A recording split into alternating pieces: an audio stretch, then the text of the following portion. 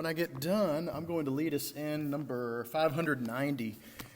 If you want to mark that, you can. 590, Jesus is all the world to me. That is a song that kept going through my mind as I was preparing for this. In Paul's writing to the church at Colossae, he gives quite a beautiful description of the nature of Jesus and what a proper understanding of the nature of Jesus looks like. In Colossians 1:17 and 18, he talks about Jesus being first and about Jesus being the preeminence or having preeminence in everything. When you go to chapter 3, he talks about looking to things above, and in verse 4, he says, when Christ, who is our life, appears. That phrase, Jesus being our life. You have this idea that is, first of all, the truth of the matter is that Jesus is first, and that when you recognize that, then the natural outcome is that you will make him first. And that, in fact, the way that you could describe him is that he is your life. That everything about your life is connected, motivated by him, transformed by him. And until you have this settled in your mind, see, this is something that you have to decide. You have to understand who he is and decide, yes, he is first, and so I'm going to allow him to actually have that designation in my life, that he's going to be first in my life. So only when he's preeminent or first, only when I can say that Jesus is my life, only then am I going to be someone who would submit in a trusting submission, in a trusting obedience. That's the only time where I'm actually going to put myself, I think as I mentioned maybe Wednesday, put myself at the mercy of the blessings of Jesus. Only then, only when I reach this point, this decision point, will I be able to even begin to pursue a life where I'm growing up into the image of Christ. Only then am I truly going to be pursuing holiness, or even caring about holiness, or even talking about what purity means or what it means to have a holy life. And to really be analyzing what my life and my lifestyle and my mindset should look like. If I'm actually trying to have the mind of Christ. Only when you have decided that he's first and that he's your life, only then are you going to pursue a life in which you're actually trying to escape temptation or escape sin. And the jumping off passage that I want us to start with really is 1 Corinthians chapter 10. Now, I have, as you know, I don't like to name things or have titles. I titled this Escaping Sin. I actually titled it, I think online, I titled it The Way of Escape. It's this question that we often find an ambiguous answer to when we go to 1 Corinthians chapter 10. Now, when we read 1 Corinthians 10:13, a lot of times someone will come away from this verse with, you might say, a simplistic interpretation. And sometimes a simplistic interpretation can actually be harmful. I've seen people refer to this passage and then turn around and act or think in a certain way that can actually be very dangerous. So let's look at it and look at what that really simple takeaway or simple interpretation of this verse is. 1 Corinthians 10:13, no temptation has overtaken you that is not common to man. This is the English Standard Version. God is faithful, and he will not let you be tempted beyond your ability. But with the temptation, he will also provide the way of escape, that you may be able to endure it. Now, the simplistic interpretation I hear people say is, they'll say something like, I'm so thankful that God isn't going to give me anything stronger than I can handle.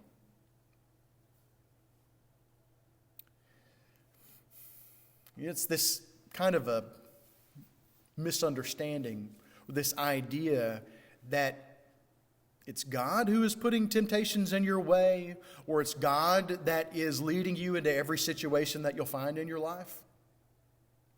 You know, if you go through life thinking, you know, God's never going to give me anything that's too hard for me to handle,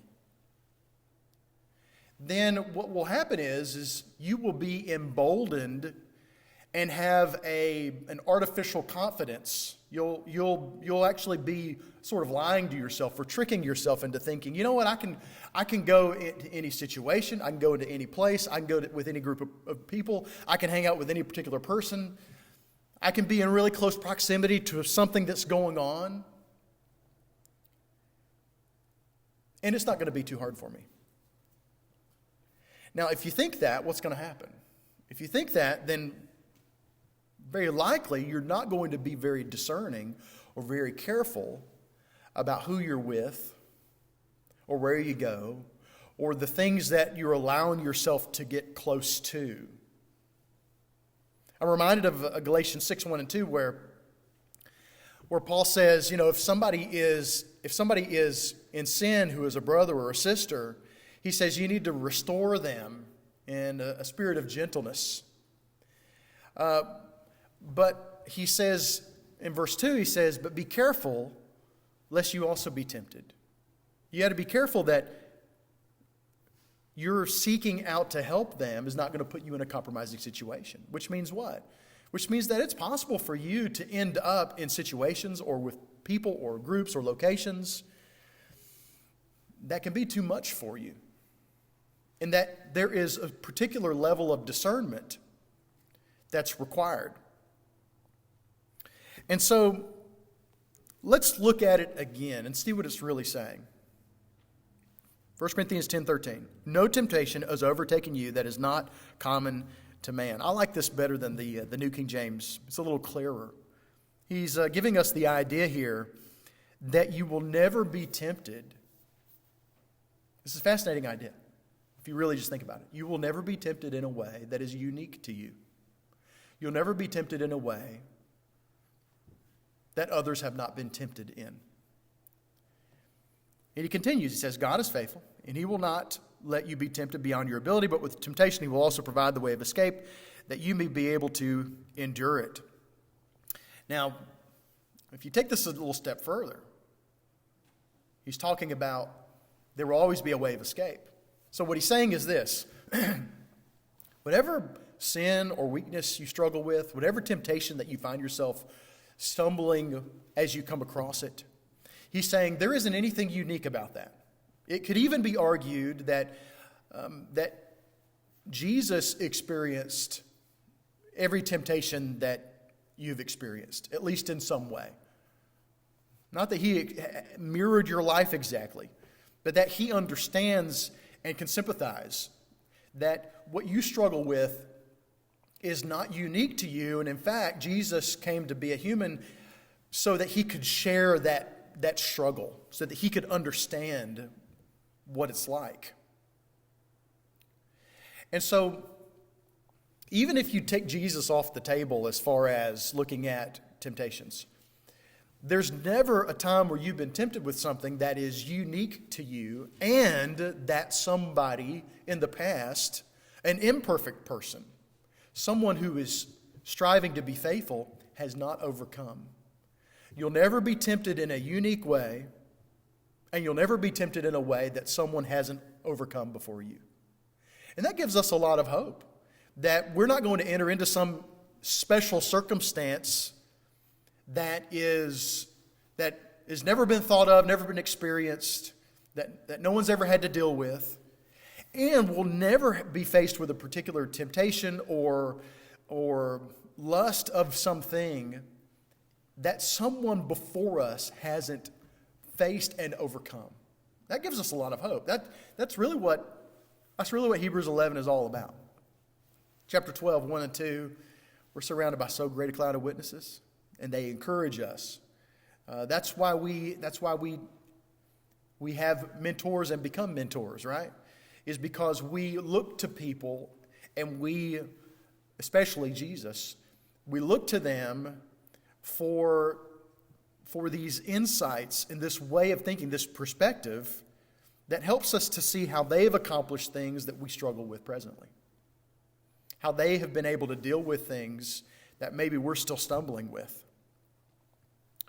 Now, if you step back away from this verse, you immediately have the context. I mean, you could go all the way back into chapter 9 that comes into chapter 10 where it's talking about the nation of Israel, and that what happened to them is for an example to us that they were caught up in sin and stumbling, and they were prideful and confident. When you look at the verse that's right before it, verse 12, 1 Corinthians 10:12.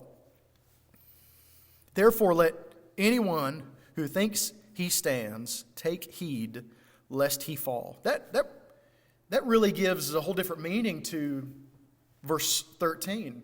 You know, that simplistic interpretation, that simplistic takeaway of this verse just kind of vanishes, because all of a sudden I realize, wait a second. This idea of God not allowing me to to enter into any situation that I can't withstand. The last thing I need to do is be confident that I can enter into any situation and come out unscathed. That's the last thing I need to do, because the example in this passage is that that's what Israel did, and they got burned. Thousands of them died. That's what he talks about in the context of this. In particular, sexual sin and idolatry. And so, since this passage is about, the context of it is about not being like Israel and not being overly confident. Since the passage is about not being overly confident, then we can conclude that the way of escape that Paul's talking about is not in the heat of the moment of a temptation. It isn't that you'll be in the heat of the moment and you know what, it'll just be really easy to escape that. That's not what he's saying. He's saying, no, there needs to be a measure of humility when it comes to temptation, when it comes to these situations.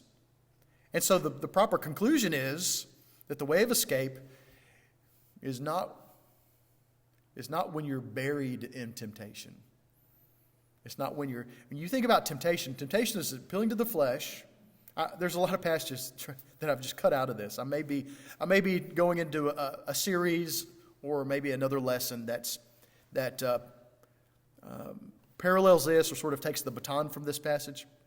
When you think about the idea of the temptations of this world appealing to our flesh, appealing to the lust that we have. Lust of the flesh, lust of the eyes, the pride of life. We have all of these things that appeal to us.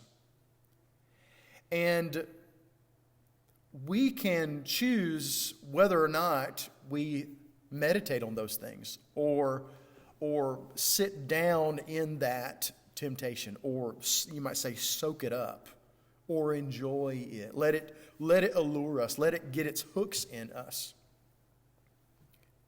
And so if the way of escape is not in the heat of the moment of temptation, then when's the way of escape?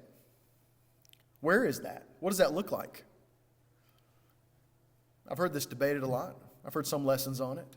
But I still see mindsets, activities, ways of thinking that I believe are not appropriate for truly escaping.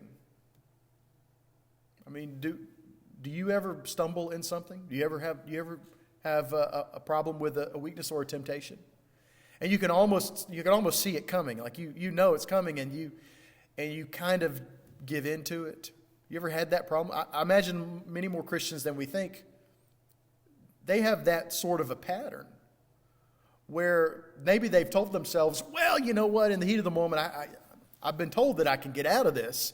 The heat of the moment comes and they just give in. And I believe it's because maybe this passage has been misinterpreted and mistaught, and that it's been too simplified. And so I want to connect it to another passage to help give us clarity about when the escape is, or how we can escape temptation. And you might say it's an escape of temptation, or you might say it's an escape of sin. I think it's an escape of both. It's an escape It's an escape of a compromising situation. The ultimate goal is to escape sin.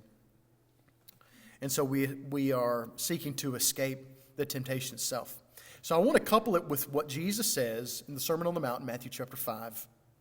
Now, Matthew chapter 5, if you look at verses 21 and 22, Jesus is, now we all know this well. Jesus says, you've heard that it said don't murder, right? He says, well, I tell you, don't do what? Yeah, murder's bad, but don't even hate them.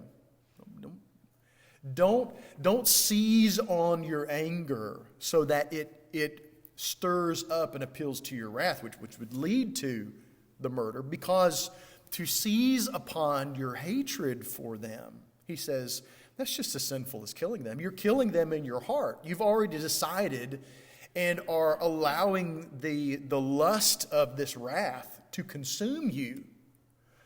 Because unless it consumes you already in your heart, you're not going to do it in actuality.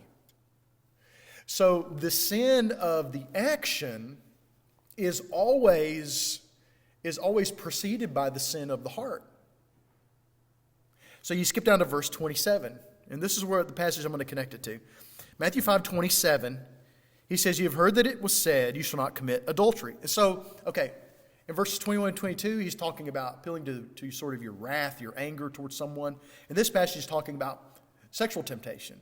You've heard that it was said, you shall not commit adultery, but I say to you that everyone who looks at a woman with lustful intent has already committed adultery with her in his heart. If your right eye causes you to sin, tear it out and throw it away. For it is better that you lose one of your members than that your whole body be thrown into hell. And if your right hand causes you to sin, cut it off and throw it away. For it is better that you lose one of your members than that your whole body go into hell. And this looks pretty violent. We're talking about gouging out your eye, amputating your hand or your arm. This pretty severe, pretty serious what he's talking about here. And so, essentially, when you look at verses 21 and 22, if you really look at the whole thing, because this is, the Sermon on the Mount is an appeal to the heart. That the heart is what leads to actions. Jesus is saying in this passage that it's your heart that controls your actions. Therefore, you must control what? You see, the Christian life of being faithful is not merely about controlling our actions, because our actions flow from our heart. Faithfulness, sanctification, taking holiness and purity seriously, means that it's not just about controlling actions, but it's about controlling our heart. And that's something that we can do. We can actually control our hearts. Or rather, we give control of our hearts to God. That's the way that we have to think about it. That's what total submission is, and trust. And so repentance, at its heart, no pun intended, is a change of heart. Repentance is truly a change of mind that leads to a change of actions. Because you can walk around all day not physically sinning, but sinning in your heart.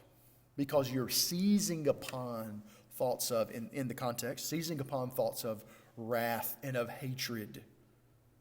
The way that you're letting it boil within you. And it may not turn into an action, but it's still a sin in the heart that is a prerequisite of that action. It happens first.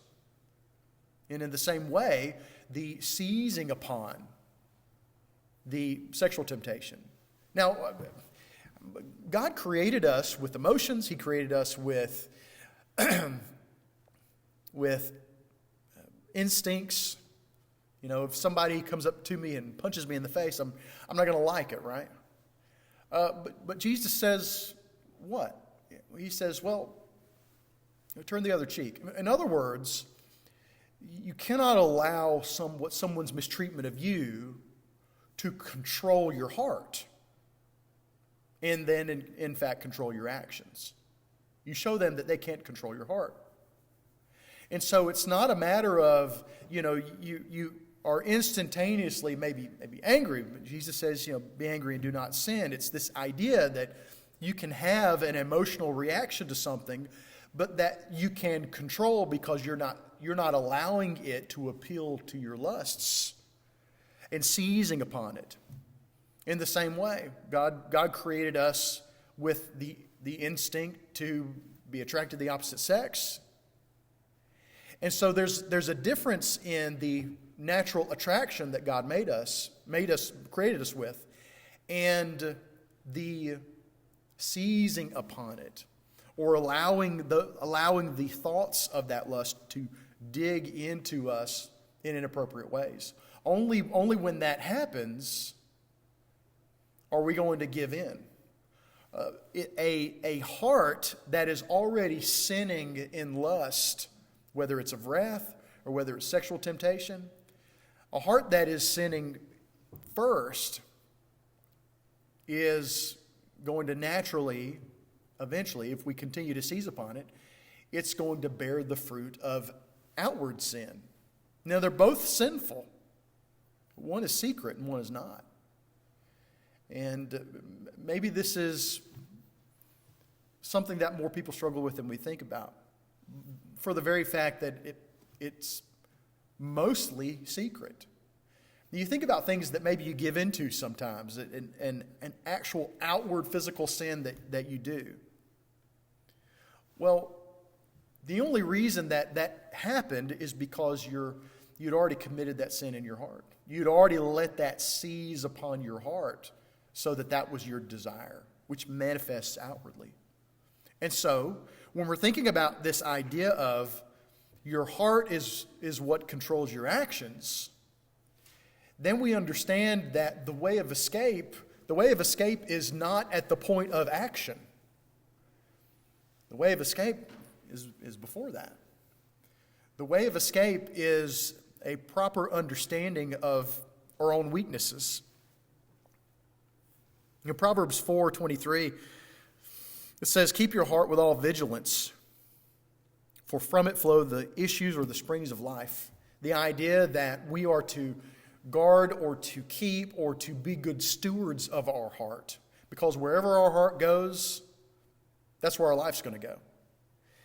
Jesus says in Matthew 15:19, he says, "For out of the heart come" what? "Evil thoughts, murder, adultery, sexual immorality, theft, false witness, slander." And so within the heart come these actions because what?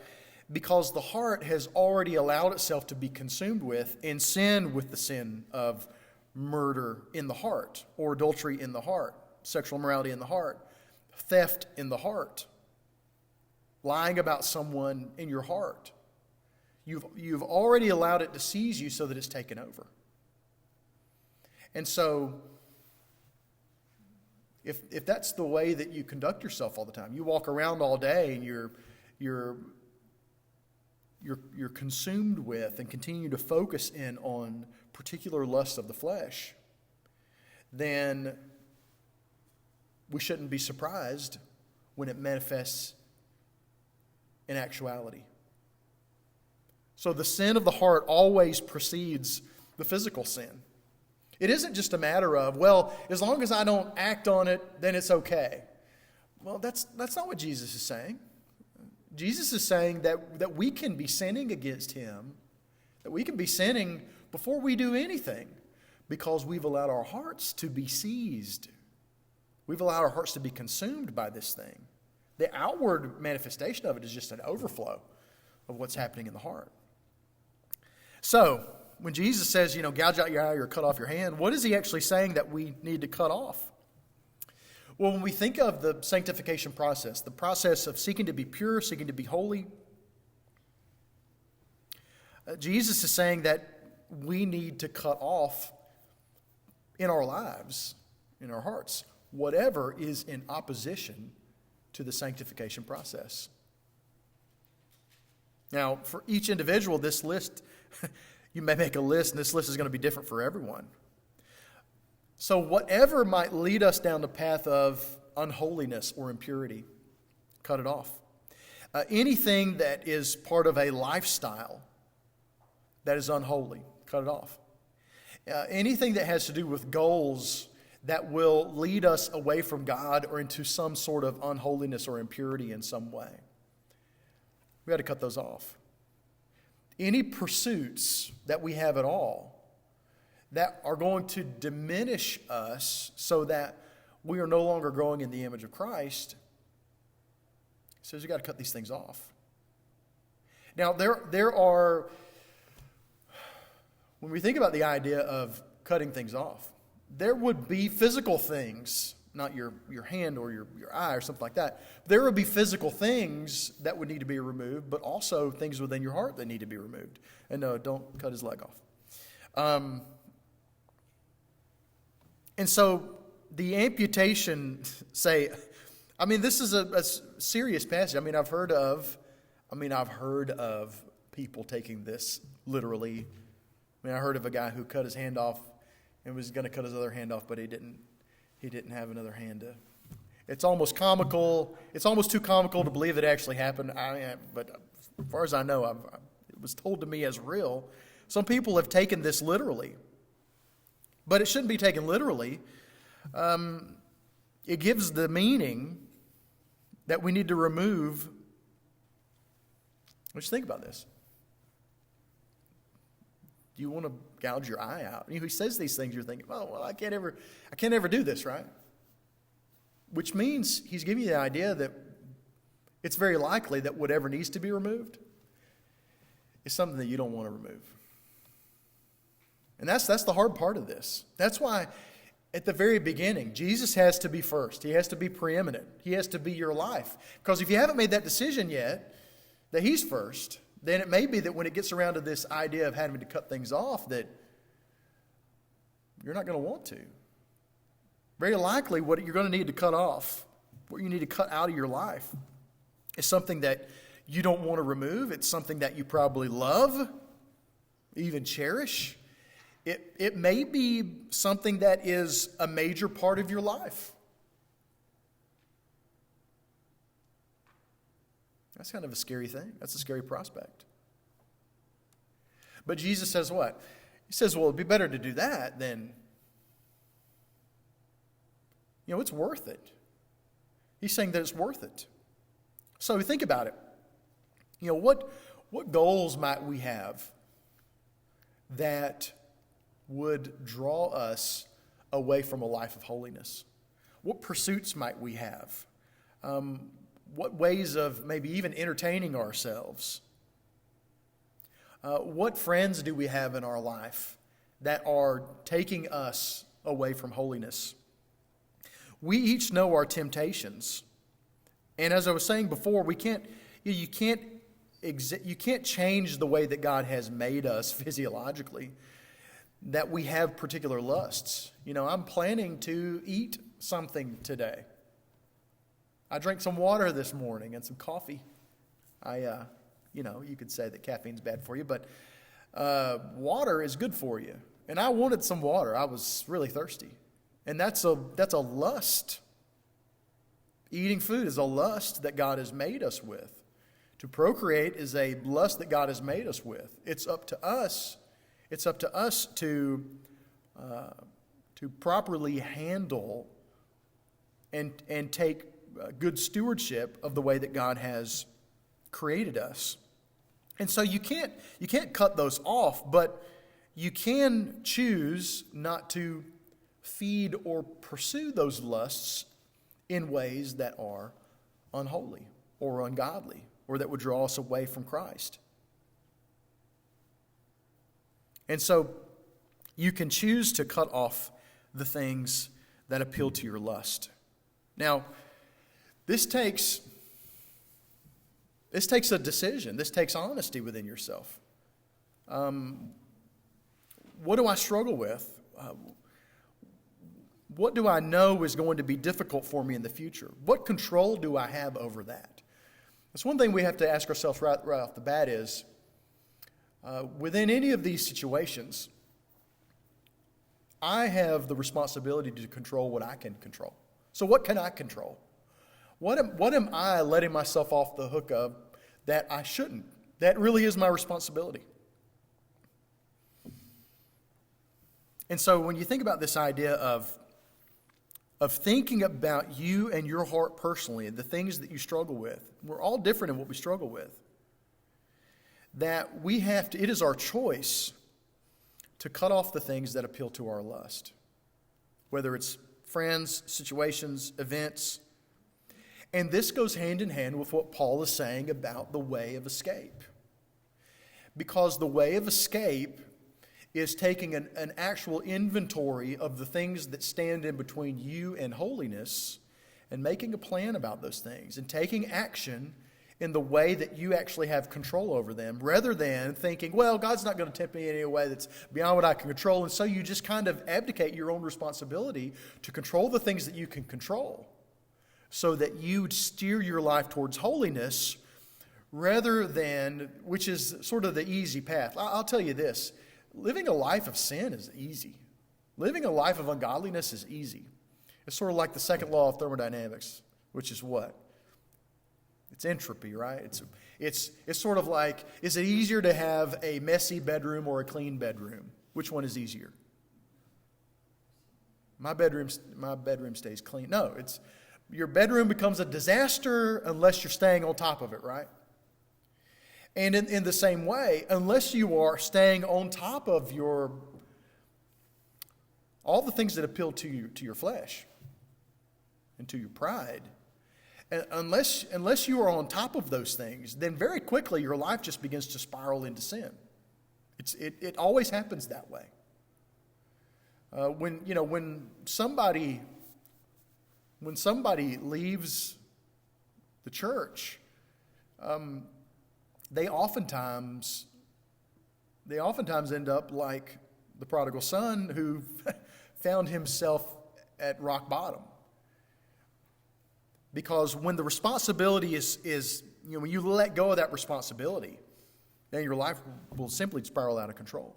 So the way of escape has everything to do with you controlling what you can control, which has to start with the heart and what you are allowing to appeal to your heart. It isn't about what I'm going to do in the moment. If that's where it is, then you've already lost. You're probably not going to be able to overcome that. If it's something that truly appeals to your lust.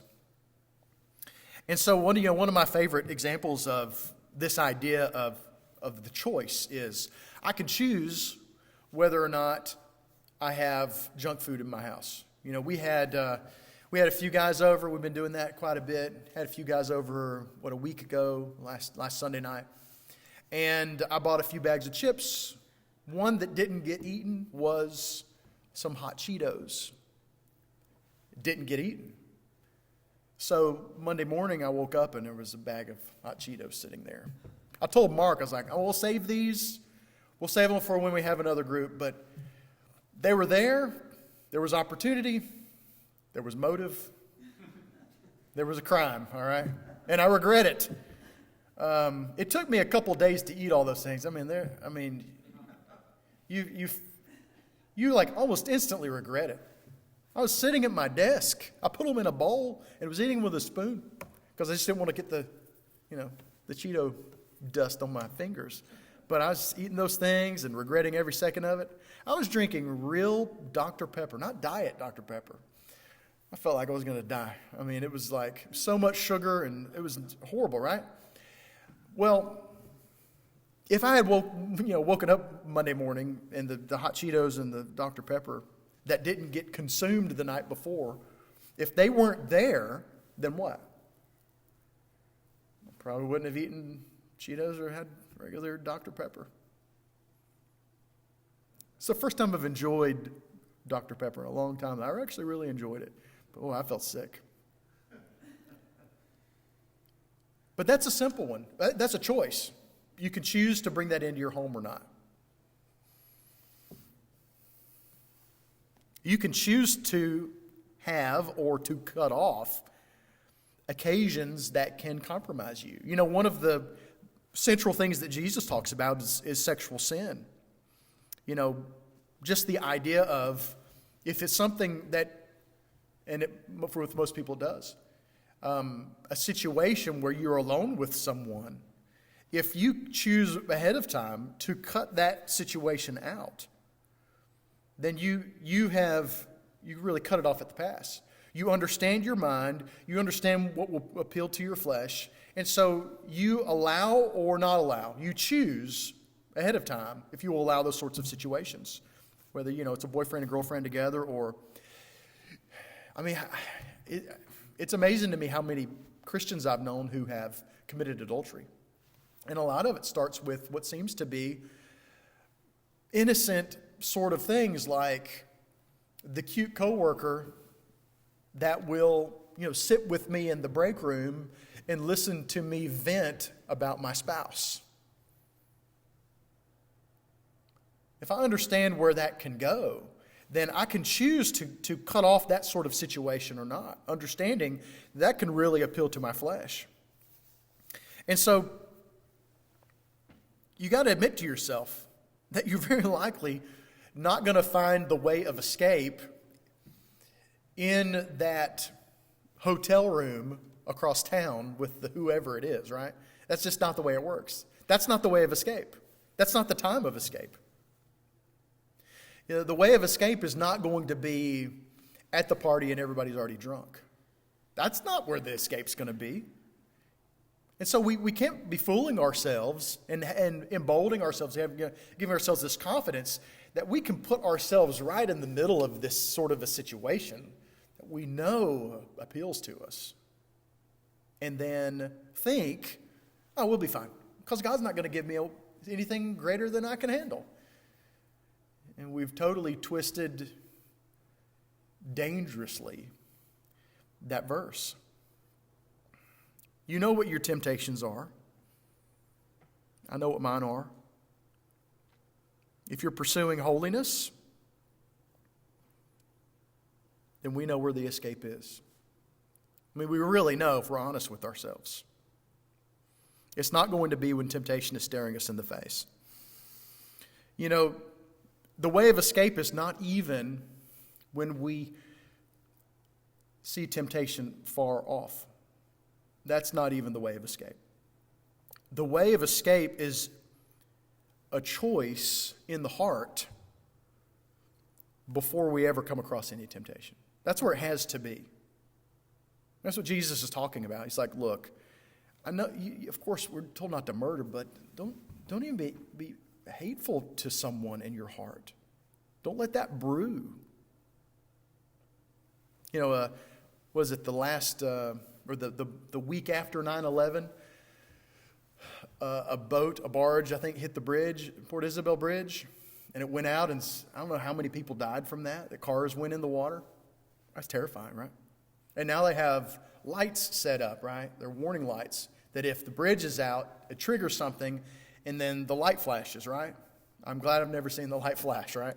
But what if you're driving across it and the light flashes? Are you going to be like, well, you know what, I'm a pretty good driver and I'm pretty observant, and as soon as I see it, I'm going to hit my brakes?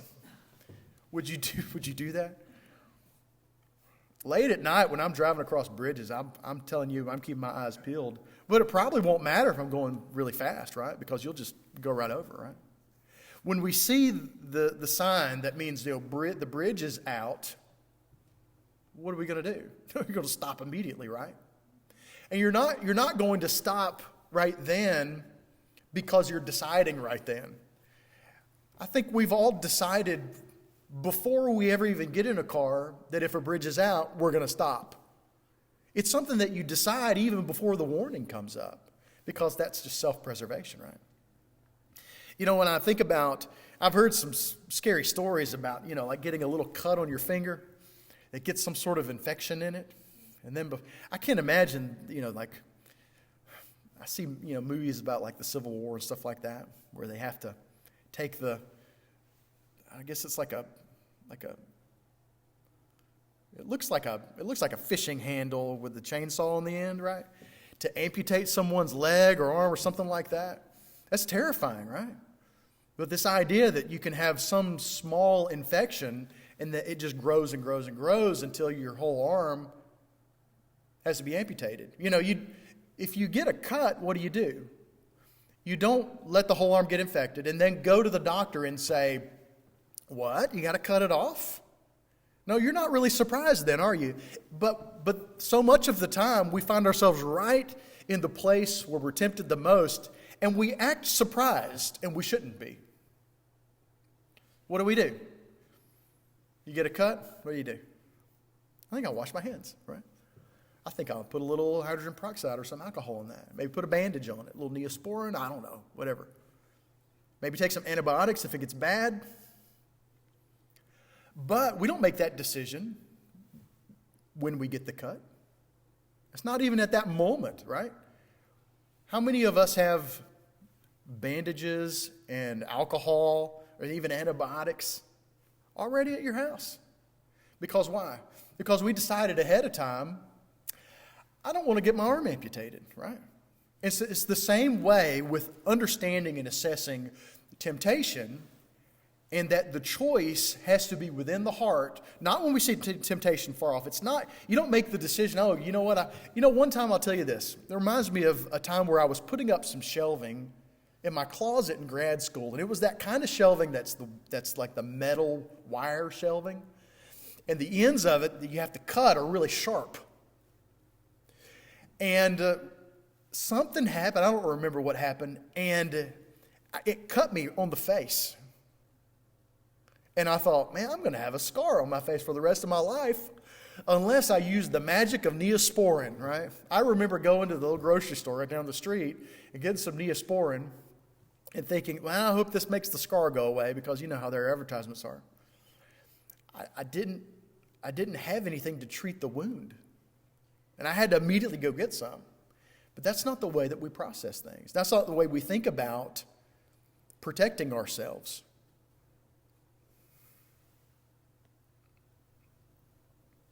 And so we need to think of holiness in this way. Holiness is a forward-thinking pursuit. The way of escape is always a forward-thinking pursuit. The way of escape is always something that's ahead of time. There's an exit sign right here. Because why? Because we already planned that that's where I'm going to exit if something happens, right? You look at the door, the backside of the door in your hotel room you go to, and it'll show you how to get out. Everybody has an escape plan that works on like a naval vessel or something like that. They know exactly how to get out of there ahead of time, hoping there's never a disaster. And we have to think about that way with temptation. Sanctification is the process of recognizing our weaknesses. And so, the things that will lead us down the path of unholiness, those are things we've got to cut off. We've got to cut off those things physically, whether it's people, situations, places, items, whatever it is. And within our heart, we need to sometimes prune our hearts or cut off parts of our hearts that are harboring our own evil desires or our self-will or even our own self-destruction. We like to keep for ourselves part of our heart rather than just giving it all to God. And he's saying there's parts of your heart even that you love, that you want to keep, that you've got to cut off. You've got to allow the transformation to happen. That's at the outset of this is one of the whole ideas of this. What does it really mean to let God transform you? That's what this is. Proverbs 22 and verse 3, which is actually identical to Proverbs 27:12. Proverbs 22 and verse 3, the English Standard says, "The prudent sees danger and hides himself." So the prudent sees danger and hides himself, but the simple go on and suffer for it. The New King James says it this way. It says, "A prudent man foresees evil and hides himself, but the simple pass on and are punished." One commentator said it this way. They kind of translated it like this. They said, "A prudent person sees trouble coming and ducks." It's like I think of Indiana Jones, and he's like in a little temple in South America or somewhere, and he sees the thing about to hit him, and he ducks from it, right? That's kind of what he's saying here. You see what's going to happen, and you actually avoid it. But he says, but a simpleton walks in blindly and gets clobbered. It's the idea that you're walking in and you're not giving a care to the world about the dangers that you could be walking into, and then you suffer for it. The next two verses say this. Proverbs 22, 4 and 5. The reward for humility and fear of the Lord is riches and honor and life. Humility and fear. And that's what Paul's talking about in the way of escape. Don't be prideful and confident in yourself like the Israelites were. You need to have humility and fear. He says, thorns and snares or traps are in the way of the crooked. Whoever guards his soul will keep far from them. Because regarding our soul, we're being protective of our heart and our choices with our heart. And we'll keep far from this. We won't be punished in this way. And so holiness, a forward-thinking pursuit. That's the way we can think of faithfulness, a forward-thinking pursuit of holiness. And so since it's a forward-thinking pursuit, as he says, he foresees the danger. It's something that we have to decide right now. We have to decide right now. Not when we see the danger, we foresee it. We understand that it's coming. We protect ourselves from it. And so my actions in any given moment are actually what I decided before that moment arrived. My actions in the moment are the actions that I decided before the moment actually arrived. And he's saying here that the prudent and the wise person plans for the moment. But the simple and the unwise person, they don't plan at all. And they suffer. They suffer. In Hebrews 11 and verse 17, we have the mentioning of what happened with Abraham in Genesis, where God told him to go and sacrifice his son. Hebrews 11:17, the writer says, by faith Abraham, when he was tested, offered up Isaac. And he who had received the promises offered up his only begotten son. And it could be translated there, tempted. The idea of tempting and testing are a very similar idea. In James 1 and verse 12, which is one of my favorites, the English Standard Version says, blessed is the man who remains steadfast under trial. It's the same word in the Greek as the word for tested with Abraham. The New King James says, blessed is the man who endures temptation. It's translated temptation or trial or tested. And then it says, for when he has stood the test, he will receive the crown of life, which God has promised to those who love him. So we have this idea of this testing moment, that temptation is actually a testing moment. And so my mind and my mindset must be chosen. I have to decide those things if I'm going to escape temptation. When you think of the context of what Jesus was talking about with wrath and of sexual temptation, a chosen mindset to love my enemy is the way to escape the temptation of wrath.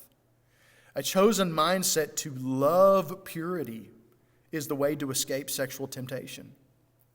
And so the outward action is the fruit of the heart.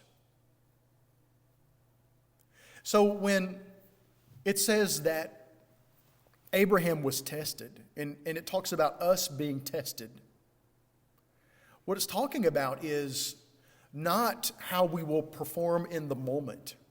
The test is to see what we have already chosen to do. You can have two people, two different hearts, prepared in two different ways, who enter into identical situations. And the fruit of their actions will be different. Because maybe one has planned, they've already chosen what they will do, and the other one, by not planning, has chosen the opposite. It's the difference between the works of the flesh and the fruit of the Spirit. Sin is easy. It doesn't really take a lot of planning. Or lust, it just sort of kicks in. And so we plan to sin in that moment. And so the moment of temptation is the test to see what you've already chosen. We can think of it in that way. then we can begin to understand for ourselves what the way of escape is, what actually needs to be cut off or cut out of our lives. That the moment of temptation is only a test to see what we've already chosen. If we wait for the moment of temptation to choose, we've already chosen. Because we're thinking ourselves to be stronger than we are. We're putting our confidence in ourselves instead of putting our confidence in the wisdom of God. Now, I've chosen the song right now to be number 590. And this is one of my favorites. It's because Jesus is all the world to me. The whole idea of escaping temptation is based in the idea that Jesus is your whole world, that he's your life, that he is first in everything. You know, if there's anybody who may be watching with us, who may be thinking about making that decision, you haven't made that decision yet. You know, Jesus says, if you come to me, but you don't believe in me, you'll die in your sins. He says that in John 8:24. But he says that he can make you alive. He says that in John 11. That he is the resurrection and the life. And he says if you'll believe in him and be baptized, being united with his death, burial, and resurrection. You find that in Mark 16, 15, and 16, and Romans 6, 1 through 4. If you will do that and enter into his blessings, then he sanctifies you, he purifies you, he saves you. But it begins with making the decision to totally make him first, to give your life over in a trusting submission and obedience. So if there's anyone watching that is interested in becoming a Christian, or maybe you're struggling with some sort of temptation and you're trying to figure out a way to be faithful and to escape that, then please reach out to me. Reach out to one of us here because we want to help you and we love you.